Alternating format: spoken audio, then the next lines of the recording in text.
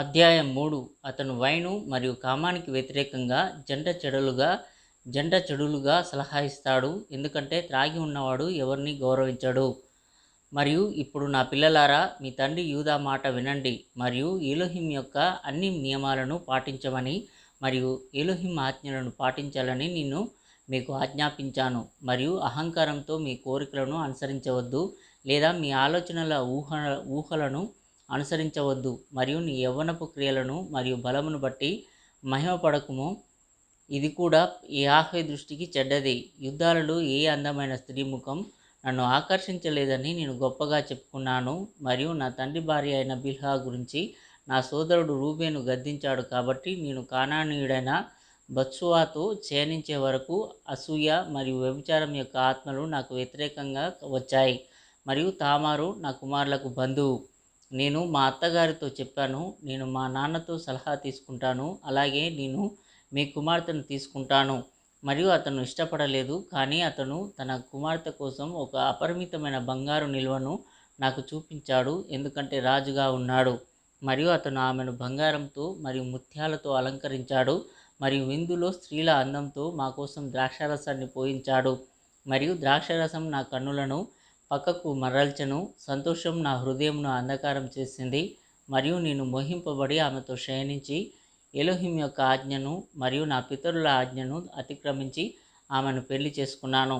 మరియు ఆమె పిల్లలలో నాకు సంతోషం లేనందున ఎలోహిం నా హృదయం యొక్క ఊహ ప్రకారం నాకు ప్రతిఫలం ఇచ్చాడు. మరియు ఇప్పుడు నా పిల్లలారా, నేను మీతో చెప్పుచున్నాను, ద్రాక్షరసం త్రాగకుడి. వైన్ మనస్సును సత్యం నుండి దూరం చేస్తుంది మరియు కామం యొక్క అభిరుచిని ప్రేరేపిస్తుంది మరియు కళ్ళను తప్పుగా నడిపిస్తుంది. వ్యభిచార ఆత్మకు ద్రాక్షరసం సేవ చేయనది మనస్సును సంతోషపరచుటకు, ఎందుకంటే ఈ రెండు కూడా మనిషి మనస్సును దూరం చేస్తాయి. ఒక వ్యక్తి మద్యపానం కోసం ద్రాక్షరసం తాగితే అది వ్యభిచారానికి దారితీసే మురికి ఆలోచనలతో మనస్సును కలవరపెడుతుంది మరియు శరీరానికి వేడి చేస్తుంది. మరియు కామం యొక్క సందర్భం ఉన్నట్లయితే అతను పాపం చేస్తాడు మరియు సిగ్గుపడడు. నా పిల్లలారా, మత్తులో ఉన్న వ్యక్తి అలాంటివాడు, ఎందుకంటే తాగిన వ్యక్తి ఎవరిని గౌరవించడు.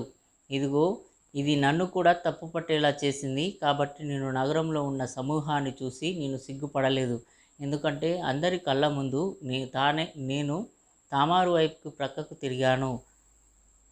మరియు నేను గొప్ప పాపం చేశాను మరియు నేను కప్పి ఉంచాను నా కొడుకుల అవమానం.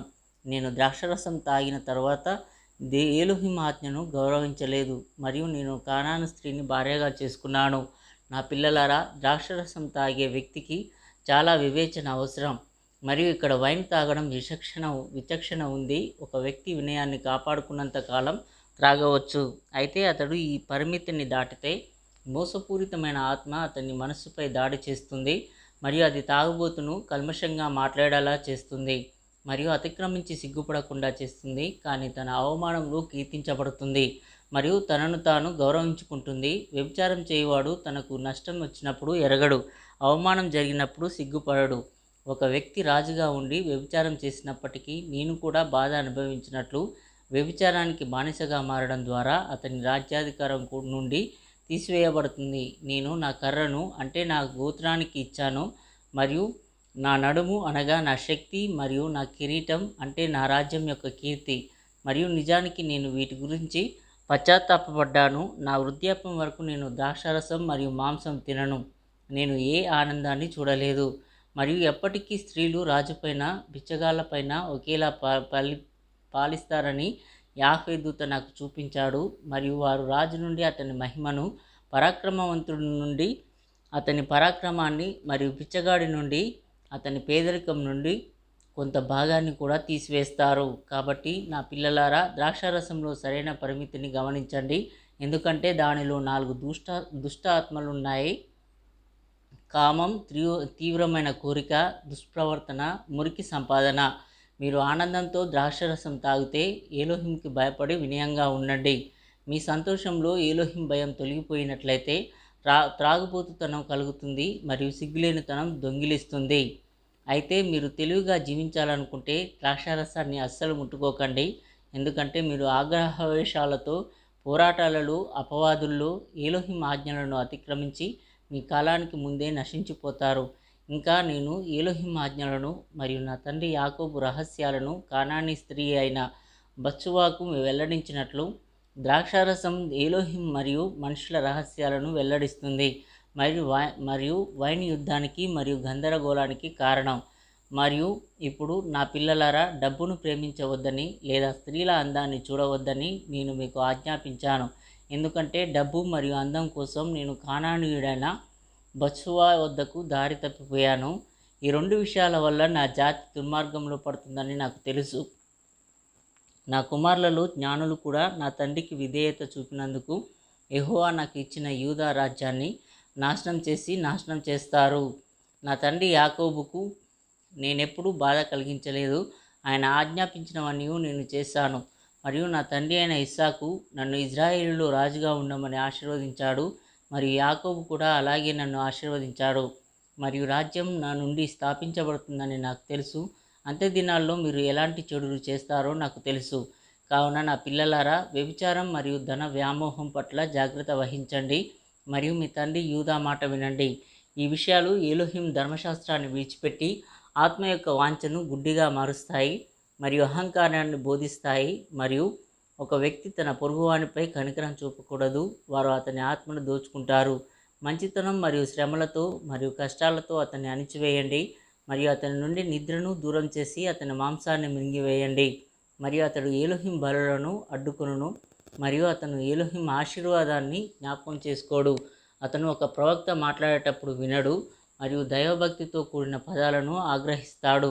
అతను 2 విరుద్ధమైన కోరికలకు బానిస మరియు ఏలోహింకు విధేయత చూపలేడు, ఎందుకంటే అవి అతని ఆత్మను అంధుడిని చేశాయి మరియు అతను రాత్రిలా పగటిపూట నడుస్తాడు. నా పిల్లలారా, ధనాపేక్ష విగ్రహారాధనకు దారితీస్తుంది. ఎందుకంటే డబ్బు ద్వారా తప్పుదారి పట్టించినప్పుడు మనుషులు దేవుళ్ళు కాని వారిని దేవుళ్ళని పిలుస్తారు మరియు అది ఉన్నవారిని పిచ్చిలో పడేలా చేస్తుంది. డబ్బు కోసం నేను నా పిల్లలను పోగొట్టుకున్నాను. నా పశ్చాత్తాపం, నా అవమానం మరియు నా తండ్రి ప్రార్థనలు అంగీకరించబడకపోతే నేను పిల్లలు లేకుండా చనిపోతాను. అయితే నా పితరుల ఎలోహిం నా మీద దయ చూపాడు, ఎందుకంటే నేను అజ్ఞానంతో అలా చేశాను. మరియు మోసపు యువకుడు నాకు గుడ్డివాడు మరియు నేను మనిషిలా మరియు మాంసంలా పాపం చేశాను. పాపాల ద్వారా చెడిపోయాను మరియు నేను అజేయంగా భావించేటప్పుడు నా స్వంత బలహీనతను నేర్చుకున్నాను. కాబట్టి నా పిల్లలారా, 2 ఆత్మలు మనిషి కోసం వేచి ఉన్నాయని తెలుసుకోండి. సత్యం మరియు మోసపూరిత ఆత్మ మరియు మనస్సును అర్థం చేసుకునే ఆత్మ మధ్యలో ఉంది. అది తనకు నచ్చిన చోటికి తిరగడానికి సంబంధించినది. మరియు సత్యక్రియలు మరియు మోసపూరిత పనులు మనుషుల హృదయాలపై వ్రాయబడ్డాయి మరియు వాటిలో ప్రతి ఒక్కటి ఎలోహింకు తెలుసు. మరియు మనుషుల క్రియలు దాచబడని సమయం లేదు, ఎందుకంటే అవి ఎలోహిం ముందు హృదయం మీదనే వ్రాయబడ్డాయి. మరియు సత్యాత్మ అన్నింటిని గూర్చి సాక్ష్యమిచ్చును, అన్నింటినీ నిందింపజేస్తుంది. మరియు పాపాత్ముడు తన హృదయంచే కాలిపోయి న్యాయాధిపతికి తన ముఖమును లేపలేడు.